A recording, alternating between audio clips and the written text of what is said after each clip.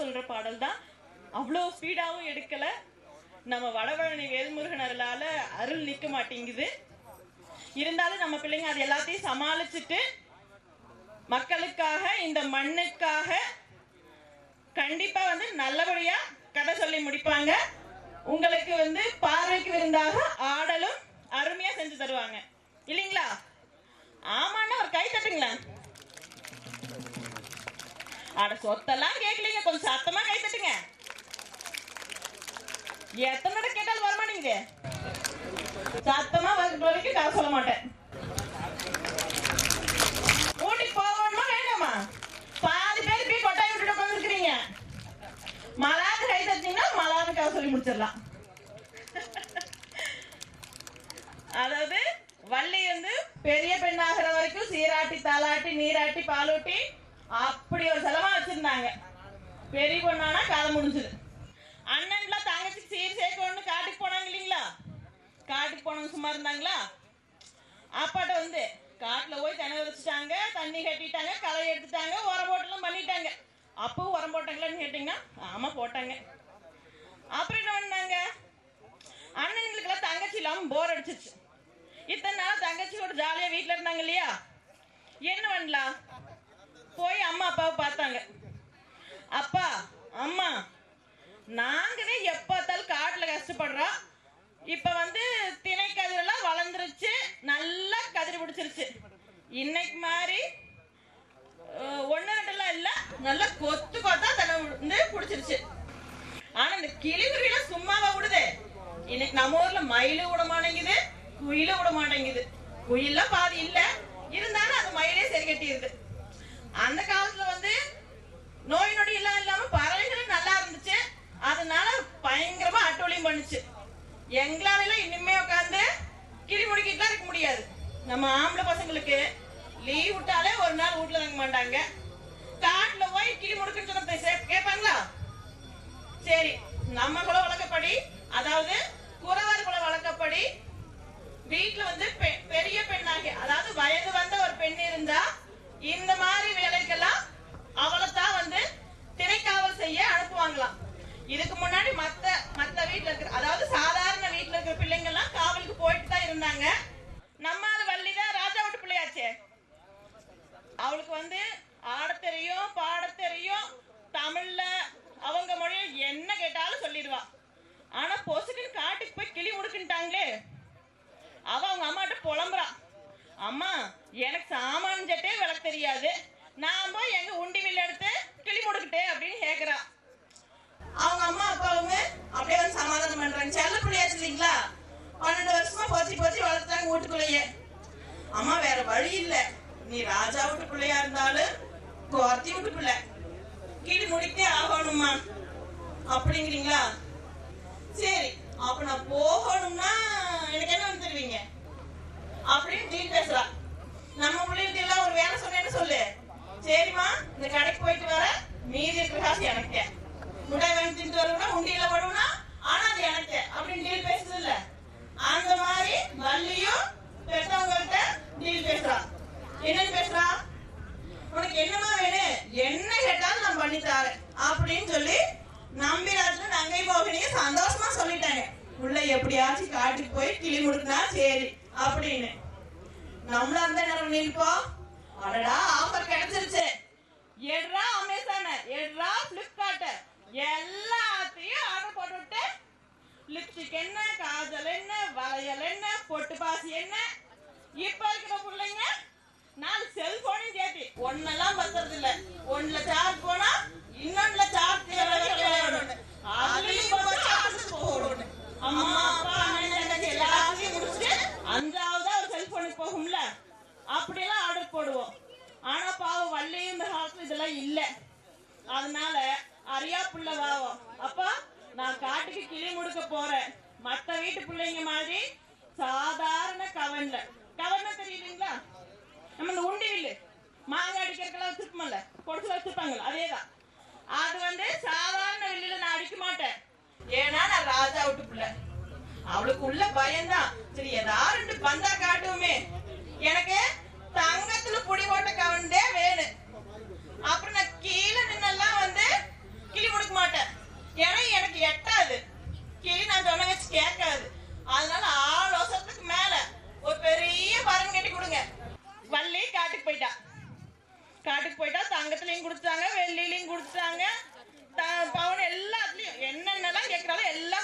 கொடுத்தாங்க. இன்னைக்காட்டும் அன்னைக்கு பவுன் 55,000க்குலாம் விற்கல. அவிஹாட்லயே கிடைச்சது, எடுத்து உருக்கி செஞ்சு பண்ணி கொடுத்துட்டாங்க. சரிங்களா? இந்த மாதிரி போறப்போ வள்ளி வந்து ராஜா வீட்டு பெண், எல்லாம் கற்றுணர்ந்த அறிங்கிலியார் இல்லையா? நம்மளை மாதிரி கிளியே போப்போ ஏ ஏ ஏ ஏ அப்படிலாம் கத்த மாட்டான். நல்லா பாட்டு பாடி ஆலோலம் ஆலோலம் ஆலோலமே அந்த அன்னங்கவுதாரிகள் ஆலோலமே அப்படின்னு சொல்லி நல்லா ராகமா பாட்டு பாடி கிளி முடுக்கிறா. நம்ம கிளி, குருவி, குயில், மயில் எல்லாமே நம்ம வள்ளியோட குரல்ல மயங்கி போய் அவ சொன்ன வச்சு கேட்டுக்குது. அதனால திணைக்கையில இந்த பயிரெல்லாம் எதையுமே பால் பண்ணாம நல்லபடியா இருக்குது. இந்த மாதிரி திணைக்காவல் செஞ்சுட்டு இருக்கிற நேரத்துல அந்த வழியா நம்மால் போறாரு. ஏன்னா இது வரைக்கும் வள்ளிக்கு வாழ்க்கை நிலைமை நல்லபடியா போயிட்டு இருக்கு இல்லையா? ஏதாவது ஒரு மாற்றம் வேணும். அங்க வராரு நம்ம நாரத முனிவர். நாரத முனிவர் அப்படின்னாலே மற்றொரு பேர் என்ன? கலகக்காரர் இல்லையா? நாரதர் கலகம் நன்மையில் முடியும். அந்த நன்மை வந்து கடைசியில தான் முடியும். அவர் வந்தாலே துக்கம் தான். என்ன பண்றாரு? அப்படியே போயிட்டு இருக்கும் போது எங்கேயோ தூரத்துல பாட்டு கேக்குது. அடடடடா, இந்த அடிக்கிற வெயிலுக்கு அருமையான பாட்டா இருக்குதே, இப்படி ஒரு பாட்டு நம்ம கேட்டதே இல்லையே அப்படின்னு தேடி போனா நம்ம வள்ளி கிளையா நிக்கிறா. தேடி தேடி கண்டுபிடிச்சிருக்கு. அது ஆலோசனை பறநல் நிக்கிறா இல்ல, எல்லாருக்கும் தெரியுது. அப்ப நம்ம நாரதர் போய் பாக்குறாரு. ஏமா நீ யாரு? நான் இது வரைக்கும் இந்த வழியில உன்னை பார்த்ததே இல்லையே அப்படின்னு கேக்குறப்பதான் நம்மால் வள்ளி சொல்றா, ஐயா நான் வந்து வள்ளிக்குரத்தி, கொரங்குளத்தை சேர்ந்தவன். தந்தை வந்து நம்பிராஜன், தாய் நங்கை மோகினி. இப்ப நான் வந்து என் தோழிகளோட இங்க திணைக்காவல் புரிய வந்திருக்கேன் அப்படின்னு சொல்றா. நம்மளுக்கு உடனே யோசனை, ஓஹோ பாக்குறதுக்கு வந்து பயங்கர பேரழகியா இருக்கிறா. ஆனா உங்களை அளவுக்கு இல்லைன்னு வச்சுக்கோங்களேன், கொஞ்சம் கொஞ்சம் கம்மிதான் நம்மளை விட. ஆனாலும் வள்ளி அழகிதே. இவ்வளவு அழகான பிள்ளையா இருக்கிறா, நல்ல பாட்டு பாடுறா, நல்லா கிளி முடுக்கிறா. அடட ராசா விட்டு பிள்ளையா வேற போயிட்டா. இவளை யாருக்கு கல்யாணம் பண்ணி வச்சா செட் ஆகு? நம்மால அடுத்த யோசனையே இல்லை. நமக்கு இருக்கவே இருக்கிறாரு அழகு தெய்வம். அப்படியே செம்மையா நாள் யாருன்னு பாத்தீங்கன்னா நம்மால முருகன். இவருக்கு யோசனை வந்துருச்சு, சரி எப்படியாச்சு நம்மளுக்கு பொண்ணே கிடைக்காம சுத்திட்டு இருக்கான் இல்லையா, ஊர் சுத்திட்டு இருக்கிறேன், அவனுக்கு எப்படியாவது இந்த பிள்ளைய பிடிச்சு கட்டி வச்சிடலாம். இன்னைக்கு மாதிரியே அன்னைக்கு பொண்ணு கிடைக்கிறது ரொம்ப கஷ்டமா தான் இருந்தது. அதனால எப்படியாச்சும் இந்த பிள்ளை நம்மளே பேசி சமாதானம் வாங்கி நம்மளால கட்டி வச்சிடலாம் அப்படின்னு சொல்லி வள்ளிட்ட பேசிட்டு இருக்காரு. அப்படியே கொஞ்சம் கொஞ்சமா பேசி கொடுக்குறாரு. நம்மால் வள்ளிக்கு முருகனை ஏற்கனவே தெரியும். ஏன்னா தோழிகளோட இருக்கா இல்லையா, ஒரு புள்ள ரெண்டு புள்ள சேர்ந்தாலே 1000 முரணி வேசு, 10-15 பேர் கூட இருக்கிறா. அப்ப தினம் கதை பேசுறப்ப இந்த மாதிரி பழனியில இருக்கிறாண்டி முருகன், அவ அப்படி இருப்பேன் இப்படி இருப்பேன்னு சொல்லி வள்ளிக்கு ஏற்கனவே முருகன் மேல காதல் வந்தாச்சு. சரிங்களா? ஆனா நம்ம உள்ளே காதல் வந்தா உடனே சொல்லிருமா? அப்பா அம்மா கிட்ட சொல்றது என்ன, அடுத்தவங்க கூட இருக்கிற தோழிகள்கிட்டயே சொல்ல மாட்டாங்க. அதனால கொஞ்சம் பந்தா காட்டுறா. இல்ல இல்ல நீங்க நாரதரே, நீங்க சொன்னாலாம் நான் கல்யாணம் செய்ய முடியாது. எங்க அப்பா அம்மா எனக்கு ஏற்கனவே மாப்பிள்ளை பார்த்து வச்சிருக்கிறாங்க. நான் ஒரு குரத்தி, நான் ஒரு குரவன் தான் கட்டிக்குவேன் அப்படின்னு சொல்லி பந்தா காட்டுறா. நாரதர் சும்மா இருப்பாரா? நான் நாரதர், என்னை பேர் சொன்னாலே ஊரே நடுங்க. நீ இத்தனோண்டு உள்ள மாண்டைன்னு சொல்றியா? எப்படியாச்சும் நீ மயக்கிறேன் பாரு, உன்னை ஏதாவது பண்ணியாச்சு எங்கால் முருகனுக்கு உன்னை கட்டி வைக்கிறேன் அப்படின்னு சொல்றாரு. சரி சபதம் போட்டுட்டாரு. நமக்கு வந்து ஏற்கனவே எல்லா கதையும் தெரியும்.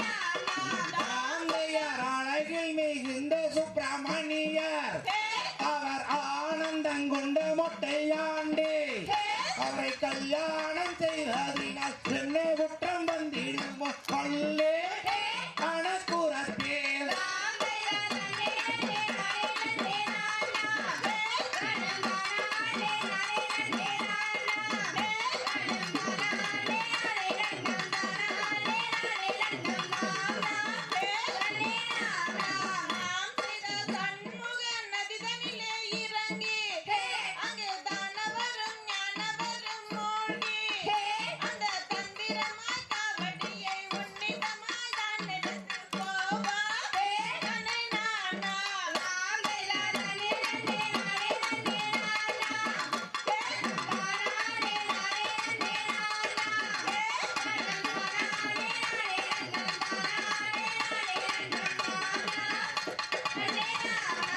ஆம்பையா வையாவூரி குளத்திலே இறங்கே அங்க வந்த ஜனம் முன்னீரம் மாய்மோல்கே அந்த தண்டீரம் கொண்டதொரு மந்திர புத்தி அவர் பாரு பல்லுகேளு